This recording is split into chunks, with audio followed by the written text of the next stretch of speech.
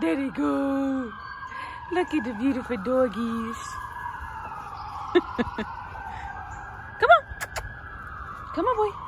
Come on, y'all. Gotta do my dog voice. Tina! Come on, girl. Come on. Hey, you too. Come on. In the house. Cash. Come on.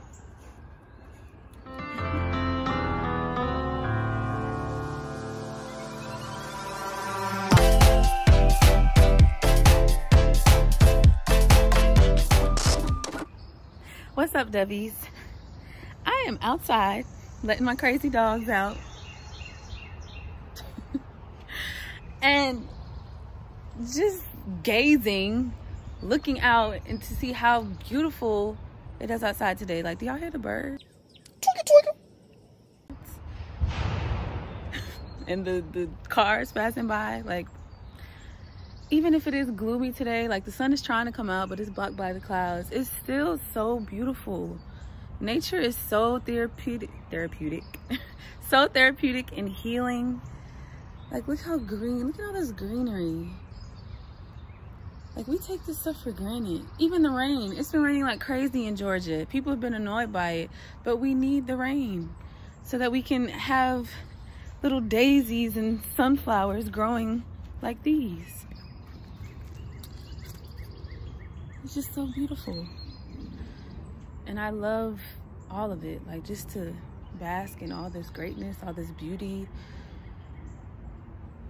It's so relaxing. I'm just reminiscing on times where I've gone outside. Like, if I've been stressed or just having a bad day, there are times where I've come outside and I've even meditated on my patio before, and I immediately like feel the sense of relief.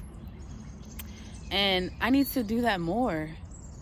And I'm just thinking, like, why don't I do that more? Like, just listen. I don't know. People might call me weird, crazy, but all of it is just, it's just so lovely. And it just made me think about how grateful and blessed and thankful I am. And so I decided to do another story / discussion time on just how supportive my friends and family have been, not even just of me, but just of everything I've gone through. So I'm going back to living with MS, and I wanted to share how I told my friends and my family and how supportive they were.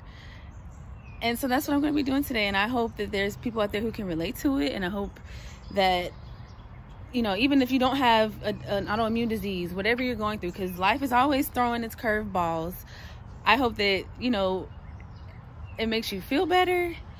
And I hope that, you know, you enjoy it. You know, honestly, it's just me talking, but you never know what your words can do for other people. So let's just get into this.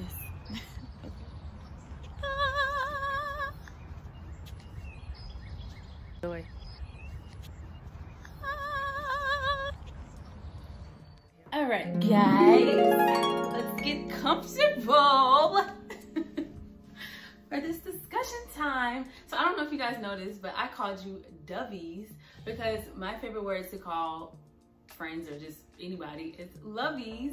And because my stage name is Joa Derri, and Derri is such an important part of that name because my middle name is actually Derri, and I tweaked it for my stage name. Excuse that noise, that's my dogs in the cages. I tweaked it for my stage name. I just feel like that's such an important part because my middle name actually comes from my granddad on my dad's side.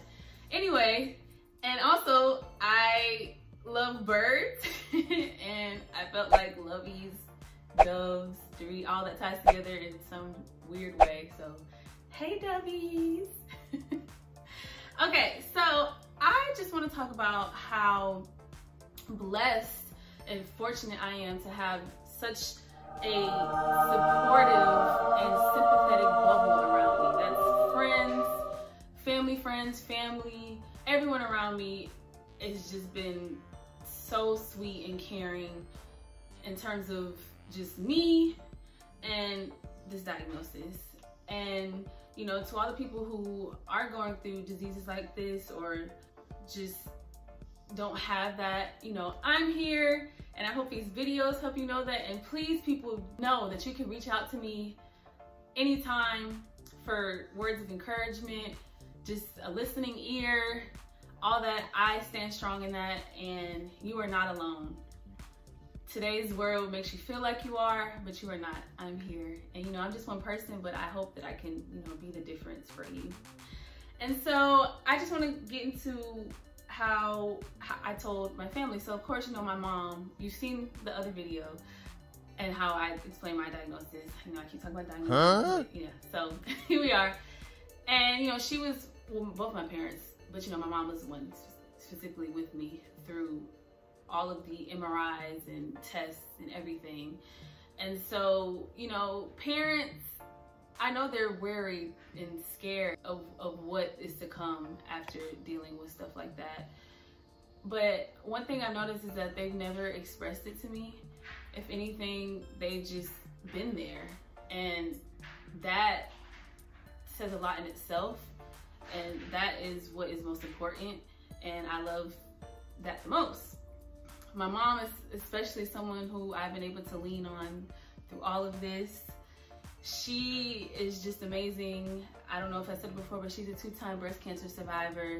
And so anytime I'm going through any episodes or just life's traumatic experiences, I'm able to talk to her, and she just understands. Like, her resilience, her strength, her bravery, it's impeccable, it's untouchable, it's unreal. And I just hope as I continue to grow older, I am able to pick up those same traits and pass them on to when I have kids, so that they can get through whatever comes at them. I'm looking at my notes. And, you know, anytime I'm pitting myself or feeling emotional, she just reminds me that this doesn't define me. I'm a lot stronger than I think I am. And she's also one to be like, let yourself feel those emotions, but don't dwell in them. Don't sit in them for days on end, so that you don't become depressed and just feeling bad for yourself, because that's when things get worse. If you're falling into that toxicity, that's when you can cause stress to your body. And as you all know, stress, fatigue, heat, those are one of the, or a few of the major triggers of episodes with MS. So she's always reminding me of that. You know, my dad, you know, anytime if I can't reach my mom, I call him, and I can tell, like I can hear it in his voice. He's worried, he's feeling, you know, upset, but he tells me the same thing, you know, just relax, get your rest, everything's gonna be okay. You know, we're here to do whatever. So that feels amazing. My boyfriend, so of course he was around. He actually met up with me one time after my second MRI, and this is when I had just finally gotten a new neurologist, and he was there after I got the results back, and I was a wreck. I was emotional because I just couldn't believe that the doctor was saying it's likely that I have it, because I still had to go to my last MRI, which was with the pediatric neurologist in Alabama. And I could tell he was in shock, but he was also in denial. He was just like, no, well, you know, they're not certain yet, so don't believe that. And once I found out for sure, I feel like it's just one of those things where, you know, me and my boyfriend have been together for 13 years. So at this time, we had probably been together like 6-7 years maybe. But he would never use these words, but I definitely feel like it sparked fear, because it's so unpredictable. And even though, you know, we're still young, we knew that we were in love with each other. And that's scary, to feel like there's a chance that you could lose the love of your life. And I don't think he really understood what the disease was. And so I'm sure he had a whole bunch of crazy things going through his head. And so now he's also very supportive. One thing I feel like also kind of sets him off still, and I can tell he gets angry when we talk about it. I don't know how he's gonna feel about me talking about it right now, but you know, I'm all about speaking my truth. So the likelihood of me being able to have kids has been reduced because of this disease. That doesn't mean I can't have them. I believe I can and will. I feel like that, because I remember one time he was telling me how, talked about, you know, MS and me having MS. He the first thing his dad said was, you know, it's gonna be hard for y'all to get pregnant. And I could see it all over his face that was, yeah, not what he wanted to hear, because we both want kids. He comes from a big family, and I knew from a young age that I always, that I wanted to have kids, because I'm just nurturing by spirit. So yeah, I've always wanted kids. I knew I wanted to be a mother at some point in my life when I was young, because I just love kids.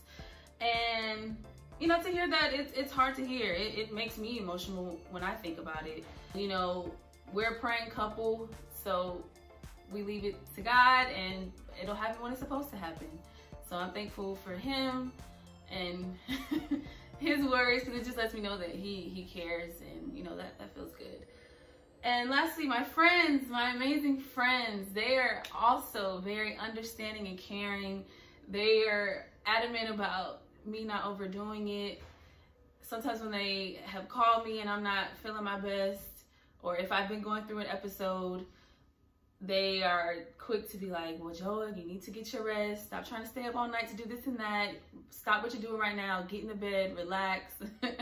It's so cute, and I appreciate it very much. Yeah, they're just, everyone's great. Like, I love them so much. Like, I feel like I'm getting emotional now, but I'm not going to. I just want to thank God, like, for these beautiful, extraordinary people that I have around me. I really could not do anything if it wasn't for them.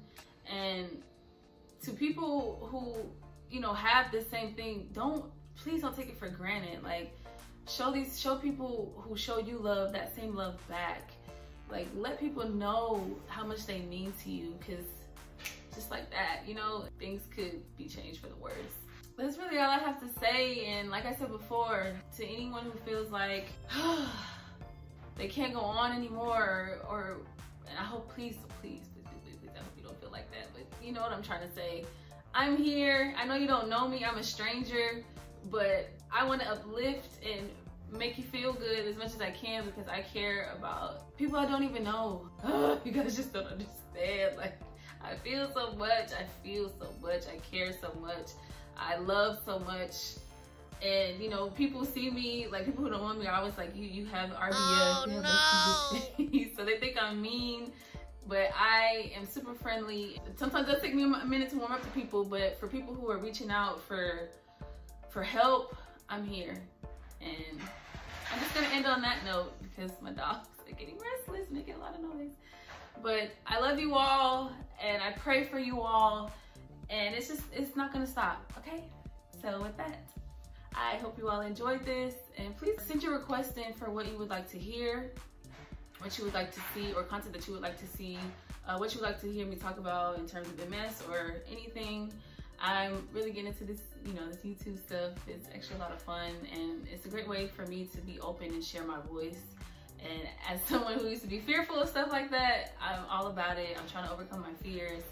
And with that, thank you for watching. Please comment below if you'd like to share a testimony, or just an experience that you had a hard time getting through, or just whatever. Comment down below. I want to hear everything. And as always, please comment, rate, and subscribe, and I will see y'all next week. Same time, same place. And with that, peace, love, and light.